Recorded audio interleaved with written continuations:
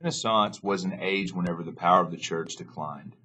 Part of the reason that is, most of the reason that is because of the secularism we just talked about in the last slide. But another big part of that is that the plague had left a huge, like a black hole almost, and there was nothing to fill it. The plague had messed people up so much because it killed so many people that there wasn't that nobody really knew what to put their faith in, because you have a church and you have the Pope and you have all these people that are saying they have direct connection with God, who's the creator of all people and all that type of stuff, but they really had no answer for why upwards to a third to two-thirds of the population had died from the plague, and they couldn't do anything about it.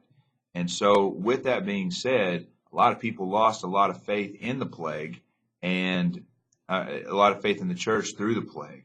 And so that instability, and the church kind of losing a little bit of grounds right there is going to help usher in a time whenever people start trying to think for themselves a little bit. It's called humanism. We're going to talk about it in a few slides ahead. But the long and short of this is that the plague had really just ravaged Europe, and there was a lot of bad things that came out of it. But the idea that we can think for ourselves is also something that came out of it, and it's not necessarily a bad thing.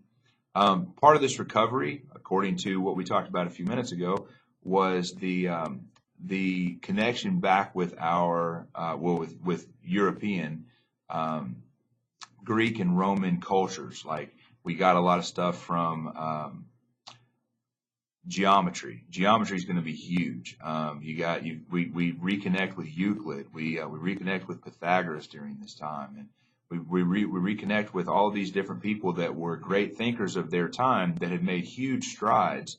I mean, think about the Roman Empire. The Roman Empire had aqueducts. I just said just a minute ago that there were aqueducts, and they had running water that came from the mountains. This was not something that had been the case through the Dark Ages. They pretty much let that stuff crumble, and they had lost the how to do it. They had lost the methods on how to do it, and they weren't really able to come up with that because they didn't have the type of food or the amount of food they needed.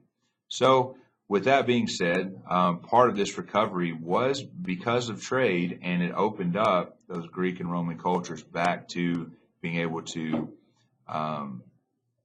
be part of everyday life in Europe.